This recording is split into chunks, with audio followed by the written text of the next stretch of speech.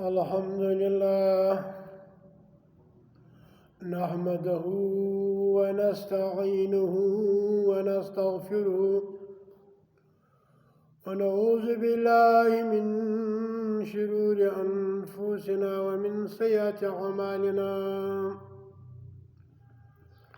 من يهد الله فلا مضل له ومن يضلل فلا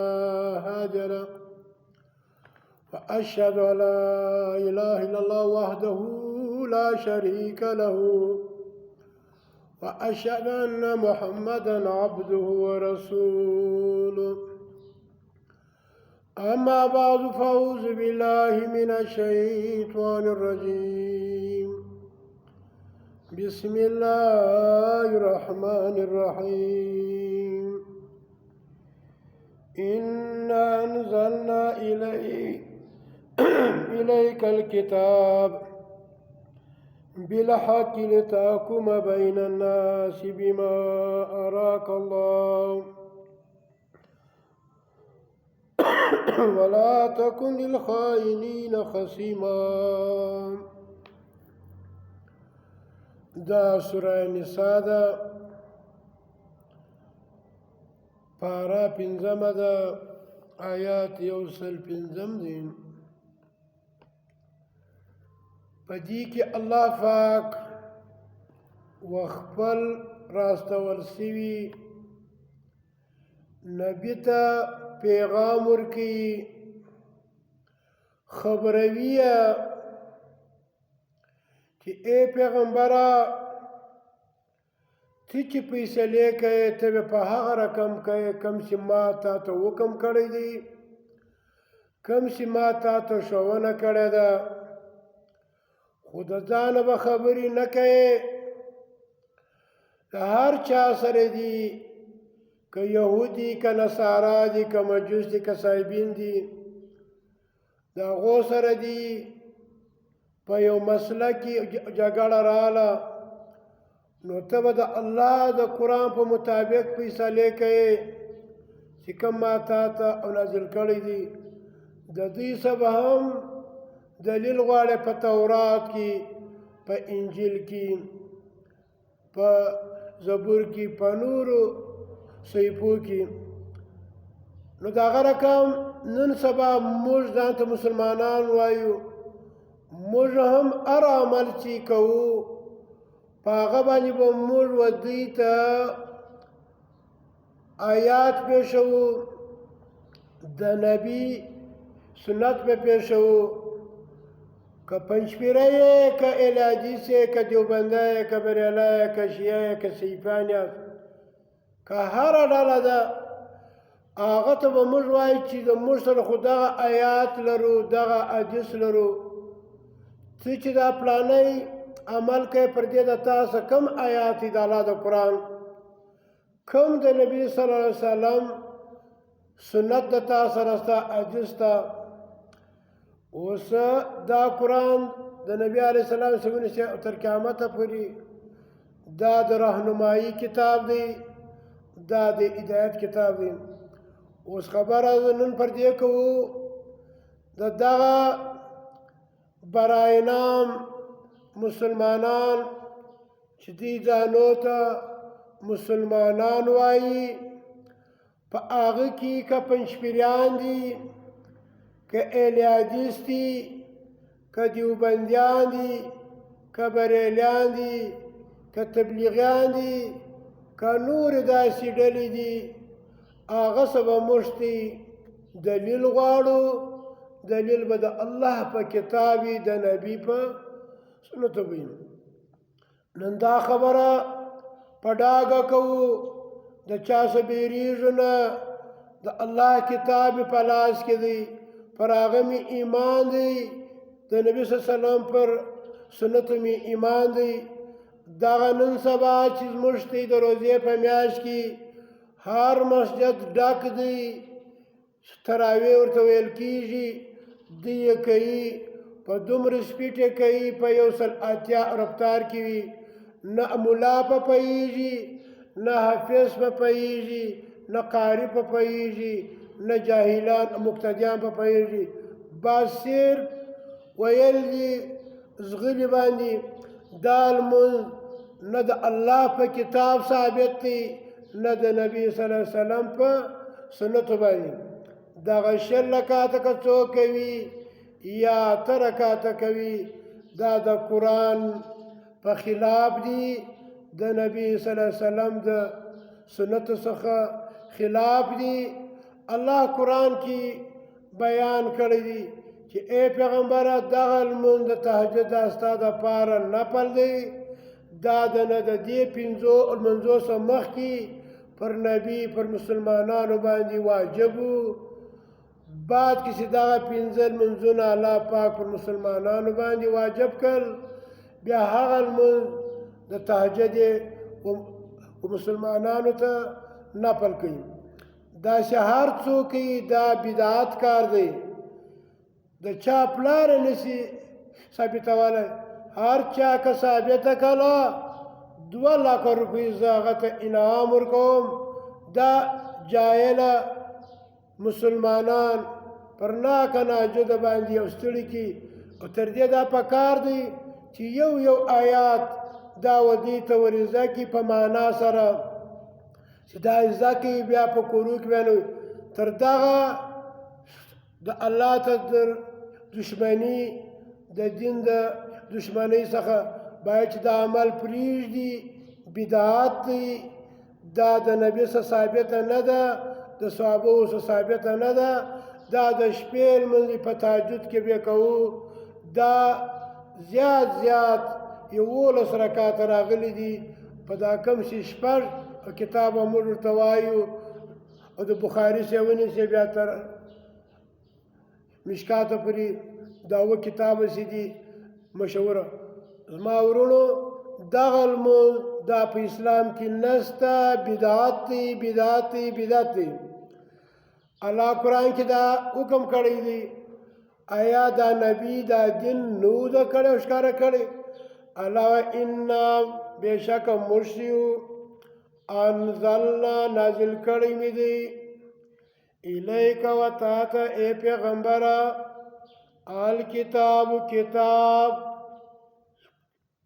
بالحق په حق سره لتحکم چې فیصلې وکړې بین الناس په مابین کې د خلکو بما د هغه کتاب په مطابق باندې اراک الله چې الله تا ته درښولی دی ولا تکن او مکر للخائنین هغه خیانتګر چې په دین اسلام کې بدعات را باسي اغلا په خپله وکړي او نسبت یې بل ته کوي ته به خصیمه طرفداره به او نه جوړېږي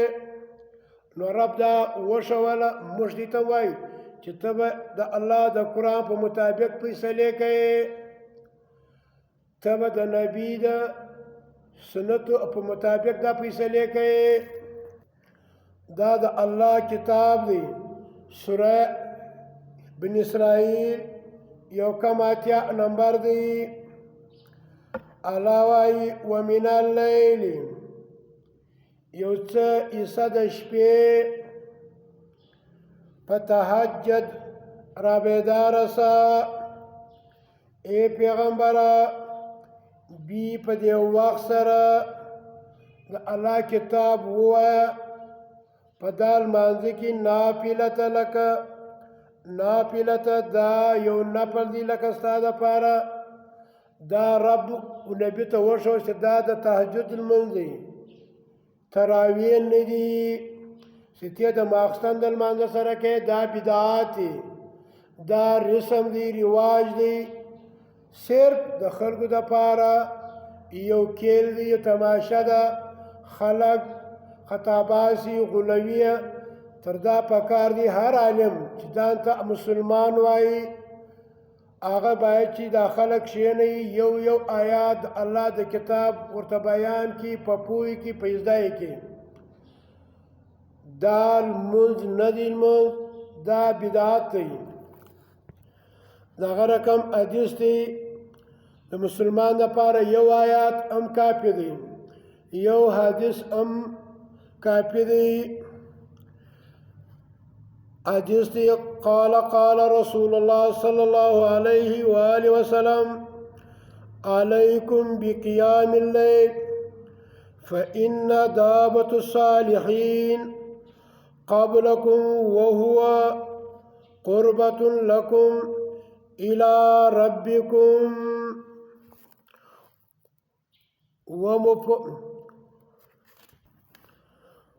ومكفرة للسيئات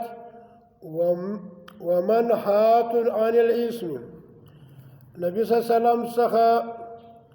ویلي دي د شپې ولاړه ونیسئ، دا ډېر ښه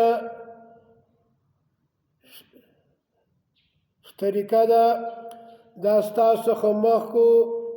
هغو خلکو هم دا کول، او دغه لمونځ چې دي دا د شپې راکښېنستل دا ستی د رب د خواته د نزدیکۍ تی ورنږدې کوي رب ته، ستی څخه د ګناهونو سمې او لرې کوي. دا د ګناهونو څخه د لرې کولو سبب دی دا لمونځ. دا تی د ګناهونو څخه راګوري. دا حدیث بل حدیث دی قال عبدالله ابن عمر بن عاص قال لي رسول الله صلى الله عليه وسلم يا عبد الله لا تكن مثل فلان كان يقوم من الليل فترك قيام الليل. عبدالله بن عمر اگر روایت یا غوائی ما ته نبی علیہ السلام وویل اے عبدالله ته د پلاني سړي په رقم مه کېږه، هغه د شپې د تهجد لمونځ کوي، هغه د شپې لمونځ یې پرېښوي د هغه رقم. وعن ابي هريره رضي الله تعالى عنه قال سمعت رسول الله صلى الله عليه وسلم يقول أفضل الصلاة بعد المفروضة صلاة في جوف الليل.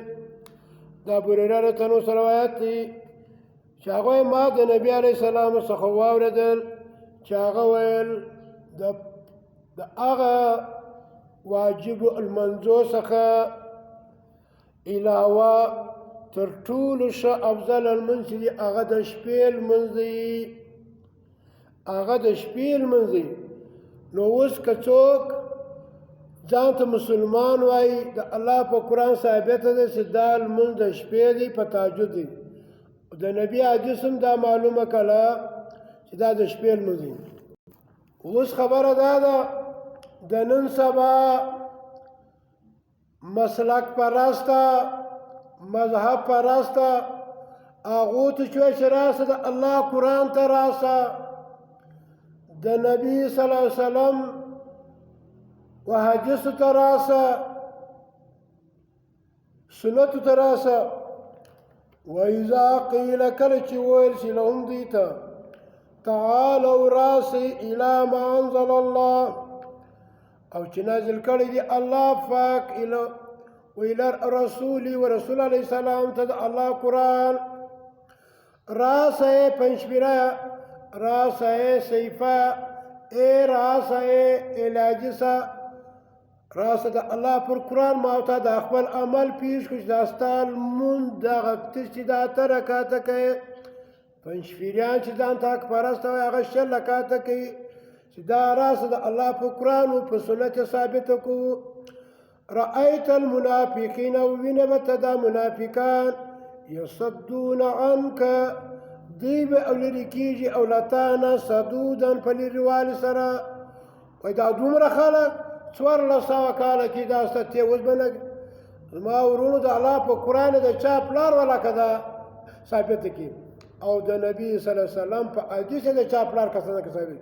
که چا ثابته که 2 لکه روپۍ دغه عبدالجبار ورکوي او دا سړي ته انعام چې خلک د دغه بدعاتو څخه لرې کوي. دا بدعات مه کوئ، یو آیات ورزده کړي یو حدیث ورزده کړي، په دې پوه کړئ چې د الله اغستی محنت نشي ضایع. هغه تیان د الله د دین دشمنانو سي جوړ اوس ګرد د الله د دین دشمنان جوړ سوي دي د الله قرآن هېڅوک نه عمل پکوي صرف د خولې منلي دي نور د الله په قرآن یې عمل نشته آخر آیات شپږمه چې خلک وایي دا دومره علما دا ګرد د الله قرآن نه مني موږ وایو دا ګرد د الله قرآن نه مني صرف د منافقانو رقم په خوله باندې ایمان دی په زړه تصدیق نشته په عقل کې ځای نور کی په اعمال نه ثابتي الله الف لام میم را تلک آیات الكتاب دغه آیاتونه دي د کتاب د الله د قرآن